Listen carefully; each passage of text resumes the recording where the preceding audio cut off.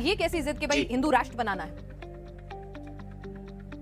अच्छा एक बात बताइए, अगर हिंदू राष्ट्र बन जाएगा तो नुकसान किसको होगा? और अगर सेकुलर रह जाएगा तो नुकसान क्या होगा?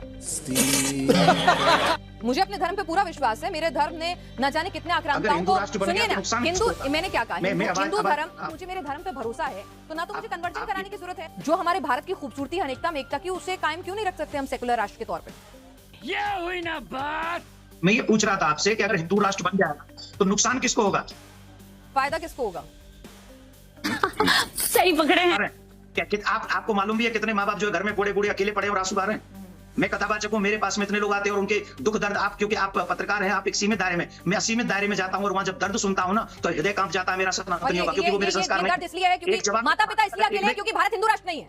मतलब एक आदमी अपने माँ बाप को छोड़ गया, इसीलिए छोड़ गया क्योंकि भारत हिंदू राष्ट्र नहीं है। इसका हिंदू राष्ट्र से क्या लेना?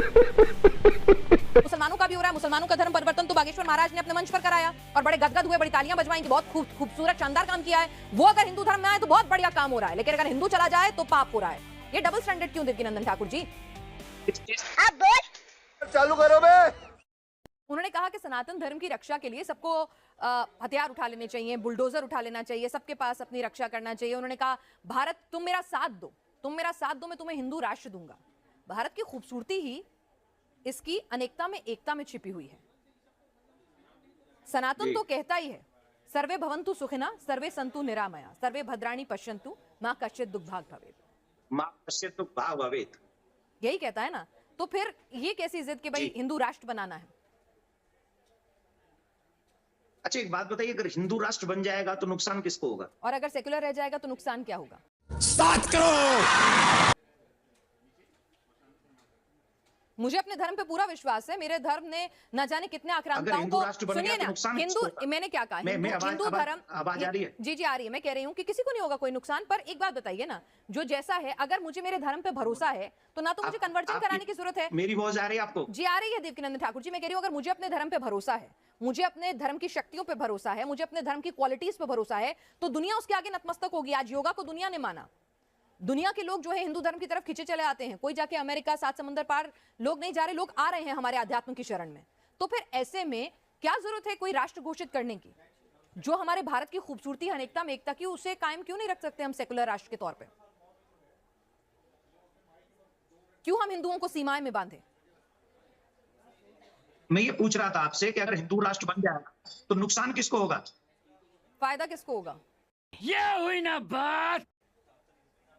फायदा पूरी मानवता को। मेरे को अपने धर्म पे पूरा भरोसा है। दुनिया इसकी तरफ खींची चली मुझे भी है। तो इसमें राष्ट्र घोषित करने की क्या जरूरत है? मैं तो कह रही हूँ पूरी दुनिया में हिंदू धर्म का प्रचार प्रसार हो, अपने आप लोग इसकी तरफ वो तो हम कर ही रहे हैं। किसी की घोषणा की जरूरत नहीं है ना। वो मुझे तो एक घोषणा की जरूरत नहीं है कि हम हिंदू धर्म को एक खाके में, एक ज्योग्राफी में क्यों बांधे। हम तो कह रहे हैं पूरी दुनिया में हिंदुत्व फैले। अरे फैल रहे हैं हिंदू। हाँ, तो फिर क्या जरूरत है उसे एक ज्योग्राफिकल बाउंड्री में बांधने की? क्या जरूरत है?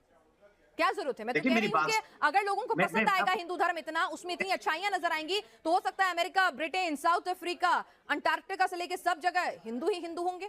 क्या दिक्कत है उसमें? क्या पकड़ा है? ये तो लोगों को तय करने दीजिए ना कि इसमें इतनी अच्छी खूबियां, उसे एक ज्योग्राफिकल बाउंड्री में बांधकर क्यों कैद कर रहे हैं?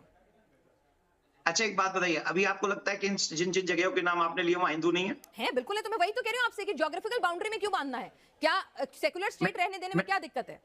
क्या नुकसान हो रहा है? किसी हिंदू धर्म की जान को खतरा हो रहा है? किसी हिंदू की के साथ कोई दिक्कत हो रही है? जिस समय हम लोग आजाद हुए थे 75 साल पहले, उस समय की हालत में और आज की हालत में क्या फर्क है? नहीं, आप बताएंगे मुझे? लगता है आपको क्या फर्क लगता है? मुझे तो मेरा उन्नत भारत नजर आता है, आगे बढ़ता हुआ भारत नजर आता है। सुनिए, 8 से 9 स्टेटों में हिंदू अल्पसंख्यक हो गया। अच्छा। और धीरे धीरे सनातनियों का धर्म परिवर्तन कराया जा रहा है। धीरे धीरे सनातनियों के ऊपर जातीय या कैसे कैसे प्रहार किए जा रहे हैं। धीरे धीरे एक कुर्सी के लिए हम लोग किसी भी सीमा को पार कर रहे हैं, क्योंकि हम सबको कुर्सी चाहिए, हम सबको देश अखंड नहीं चाहिए। अगर हम देश के लिए नहीं रहेंगे, अब हमारी परंपराएं कहां चलेगी? बताइए। संस्कृति, इन 75 सालों में हमारे देश के संस्कारों का क्या हाल हुआ? आप जरा कृपा करके मुझे अपने नेशनल चैनल पे बताइए।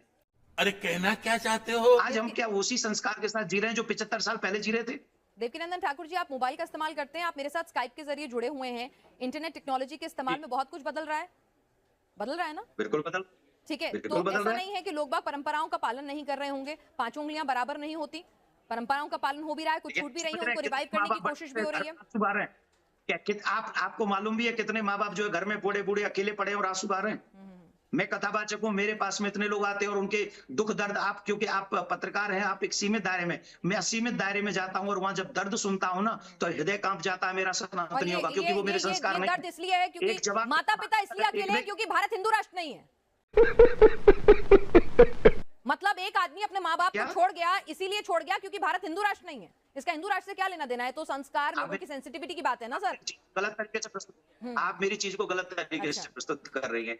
हिंदू राष्ट्र का मतलब है सनातन परंपरा, सनातन संस्कृति। सनातन संस्कृति के ही हमारे आचार्य भगवान श्री राम जो अपने माँ सौतेली माँ के कहने पर 14 वर्ष के लिए वन को चले गए थे, वो है संस्कार। और ऐसा संस्कार निर्माण करेगा हिंदू राष्ट्र का, सनातन राष्ट्र का। और वो सनातन राष्ट्र किसी पे कुठाराघात नहीं करेगा। सनातनियों ने किसी पर आक्रमण नहीं किया है। सनातन किसी को मारना नहीं चाहता। सनातन सबको प्यार देना चाहता है। सनातन सबको अपने साथ में रखना चाहता है। मैं एक जगह पर था, एक पत्रकार बंधु ने कहा जब आप हिंदू राष्ट्र बनाएंगे तो आप हमें कृपा करके बताइए उसमें हमारे मुसलमान भाइयों की क्या उपलब्ध क्या रहेगा, मुसलमान भाइयों का क्या रहेगा। मैंने उससे कहा था कि यही रहेगा जैसे राम जी के राज्य में लक्ष्मण का था, जैसे शत्रुघ्न का था, वैसे भरत का था। ये है सनातन, ये है हिंदू राष्ट्र। हिंदू राष्ट्र बनेगा, क्या हिंदू धर्म इतना कमजोर है कि उसे मैं पूछ रही हूँ, क्या हिंदू धर्म इतना कमजोर है कि उसे एक डिक्लेरेशन की जरूरत है? हिंदू धर्म इतना कमजोर है कि उसे एक डिक्लेरेशन की जरूरत है कि हिंदू राष्ट्र बना लो? मैंने कहा ना, हिंदू धर्म इतना कमजोर है, देश के कानून पे भरोसा नहीं है। अगर आप कह रहे हैं धर्म परिवर्तन हो रहा है तो मुसलमानों का भी हो रहा है। मुसलमानों का धर्म परिवर्तन तो बागेश्वर महाराज ने अपने मंच पर कराया और बड़े गदगद हुए, बड़ी तालियां बजवाई कि बहुत खूबसूरत शानदार काम किया है। वो अगर हिंदू धर्म में आए तो बहुत बढ़िया काम हो रहा है, लेकिन अगर हिंदू चला जाए तो पाप हो रहा है। ये डबल स्टैंडर्ड क्यों देवकीनंदन ठाकुर जी? अब बोल